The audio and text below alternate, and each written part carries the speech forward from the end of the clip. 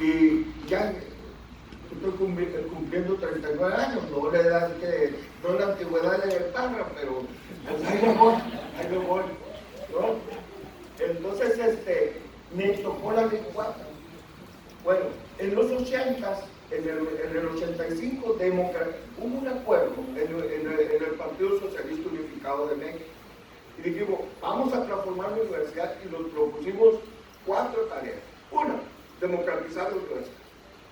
2, hacer una reforma que vinculara la docencia, la investigación y la extensión universitaria en el proceso de enseñanza-aprendizaje.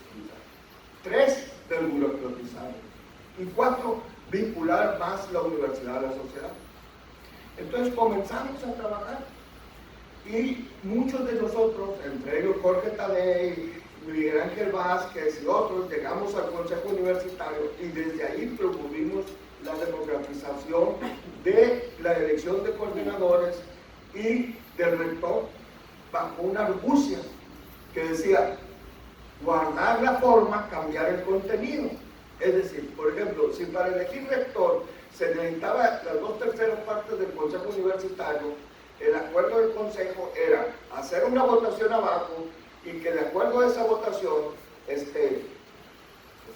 votar todos por esa opción, ¿verdad?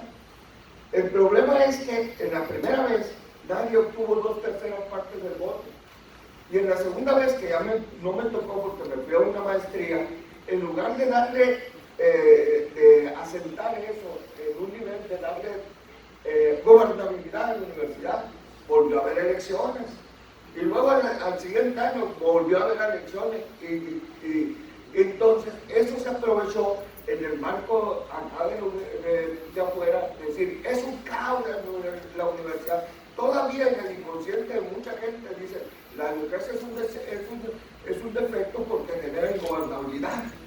Pero en realidad el problema es que nosotros no fuimos capaces, en primer lugar, de llevar eso al reglamento. Se quedó en un acuerdo del Consejo Universitario, y un acuerdo en el Consejo Universitario pues era fácilmente para atrás, como dicen ahora, ¿no? No lo llevamos a un reglamento, y que se metió la propia gente que habíamos estado por la democratización, luego quería luchar para ser rector, y además no se nos olvidó la reforma académica, se nos olvidó la vinculación con la sociedad, todo por la lucha por el poder, y eso fue aprovechado. Y eso fue el contexto cuando llegó Beltrones para imponer la ley 4. ¿Ah? Yo la ley 4 la conocía desde la UAM Xochimilco, porque yo estudié la licenciatura de la UAM Xochimilco.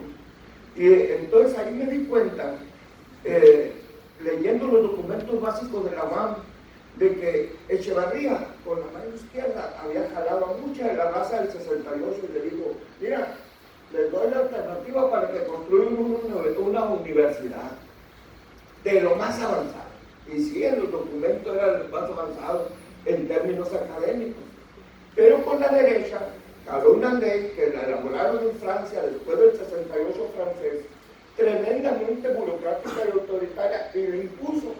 Entonces, lo que finalmente ocurrió con la UAM, que iba a ser el gran proyecto, la gran alternativa, fue que quedó como una universidad más, nada más que bien situada en el Distrito Federal, entonces, en la Ciudad de México, lo que le daba unas grandes ventajas. ¿Ya?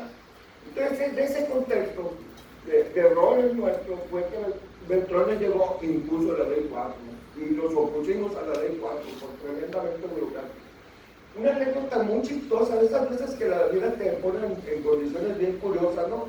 Cuando yo comencé a estudiar la ley 4, que no es la ley 4, sino la ley en la muerte de Xochimilco, estaba leyendo un libro de Frank Kafka, que se llama El Castillo, que es un mamotreto como de 500 cuartillas, ¿no?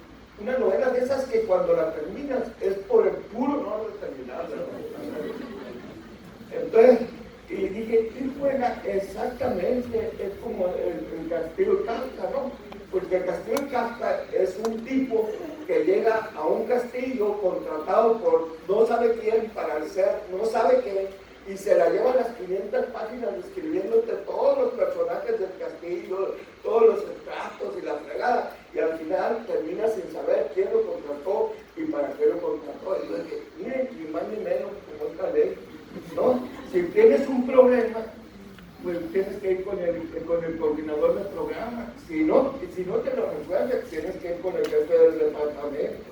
Si no te lo resuelve, vas con el director de división. Si no te lo resuelve, le metes una cartita al consejo divisional. Si no te lo resuelve, vas con el vicerrector. Si no te la resuelve, lo llevas otra cartita al consejo académico. Si no te lo resuelve, vas con el rector. Si no te lo resuelve, vas al colegio académico con otra cartita. Si no te lo resuelve, vas con la junta universitaria. Si no te lo resuelve, ya te es lo normal, ¿no? Entonces, bueno, ahora, ¿por qué creo que deben ser democráticas las universidades? En primer lugar, hay una queja generalizada de que los estudiantes, de esta gente de los estudiantes, cuando viene una votación, de 10 votan 3. No votan. No les interesa la democracia tal como lo están viendo. ¿Y por qué no votan? ¿Por qué no nos motivamos a votar? Si en las propias universidades, donde dice que tenemos la función de formar gente integral, no los estamos formando como ciudadanos, pues van a llegar el momento de las elecciones y no van a votar. Así que andan muy preocupados en ciertos sectores del gobierno de por qué no votan, pero al mismo tiempo no se dan cuenta que la política que se está estableciendo hace que la gente no sea ciudadana. ¿Qué es lo que más necesita este país? Ciudadanos. No sabemos los mexicanos ser ciudadanos. Como prácticamente toda nuestra vida ha sido una vida política autoritaria, porque siempre nos hemos declarado demócratas, republicanos, con 3 poderes en equilibrio, y terminamos en una dictadura. Primero de Porfirio Díaz, y después de la revolución en un partido único. Prácticamente la democracia de este país, se puede decir, los 10 años de la República Restaurada de Juárez, que se murió justo a tiempo porque ya iba a aparecer un dictador. Los 2 años de Madero, antes que le dieran el golpe militar, y la larga transición que se abrió a partir de los movimientos de finales de los 60, que apenas cuadran últimamente en un ambiente democrático. Entonces, con una tradición tan larga de vida política autoritaria, no tenemos ciudadanía. Por ejemplo, nosotros decimos, es que el pueblo organizado es el que va a salvar al pueblo. Y yo les digo, a ver, preséntenme al pueblo organizado. ¿Dónde está? Ni los estudiantes están organizados. Entonces, por eso, ¿qué se necesita? Democracia. Democracia en las universidades para formar ciudadanos. ¿Qué está ocurriendo en la UES? En primer lugar, se está construyendo una organización de estudiantes democráticos. Volvimos a la sociedad de alumnos. ¿Por qué volvimos a la sociedad de alumnos siendo yo alguien que en su tiempo transformamos la sociedad de alumnos en consejo de representantes? Y en primer lugar, porque son más sólidas.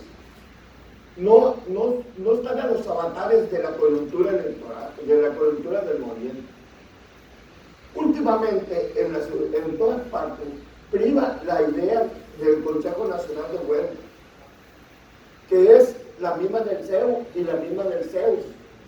Esas son muy buenas mientras hay coyuntura, pero termina la coyuntura, se desinflan automáticamente y no dejan nada, ¿no? Entonces, prácticamente ahorita ya los estudiantes en Hermosillo ya están organizados en sociedad de alumnos, ya va poco a poco. Y yo estoy por la democratización de los procesos, abiertamente. No puedo negar mi herencia.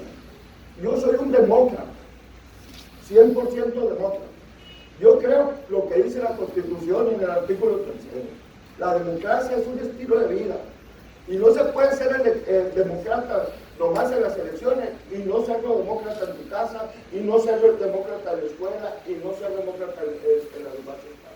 Entonces, si no eres así, eres mexicano, porque el mexicano siempre se declara demócrata, pero los hechos somos autoritarios, ¿no? Entonces, yo creo que una de las cosas que hay conquistar es la congruencia, ¿no? Entonces, por eso, primero, porque hay que crear ciudadanía, porque las universidades tienen la obligación de educar integralmente, no solo a ser buenos técnicos o buenos profesionistas, sino a ser buenos ciudadanos. Y eso solo se aprende en la práctica. Si ellos son capaces de organizarse y democráticamente elegir sus autoridades, ellos van a entender lo que es un gobierno democrático y cuando vengan las elecciones van a votar por una u otra opción, pero van a votar. ¿Por qué más? Porque a quien más afecta la situación de las universidades es a los estudiantes. O sea, a uno como maestro le pagan si eres malo y te pagan si eres bueno. Siempre te pagan. Pero a los estudiantes, si está mala educación, ellos salen afectados. Y si está bien, son los beneficiados. Entonces, ¿quién más que ellos estarían interesados en hacer que la cuestión prosperara en la universidad? Y no basta más que leer la historia de esta universidad, cómo los estudiantes han jugado un papel muy importante. La primera publicación que hubo en esta universidad fue de estudiantes, el periódico Axios, que se publicó en 1948, fue la primera. Los primeros que motivaron a la creación de la Gran Universidad fueron los estudiantes. El primer sorteo que hubo en la Unison, que hoy tiene tan cuantiosos clientela, fue una promoción de la Federación de Estudiantes de la Universidad de Sonora la primera vez, y de ahí la retomó la universidad porque ¿no? En 67, igual que en 68, el movimiento estudiantil del 67 y el 68, son los precursores de la democracia. Gracias a los estudiantes fue que el país se comenzó a transformar, a democratizar. Entonces, por eso yo pienso que la democracia, como dice la Constitución, es un estilo de vida y que en las universidades debe de haber democracia. Y no democracia fingida, democracia efectiva. Eso sería todo. Muchas gracias. Agradecemos la intervención del maestro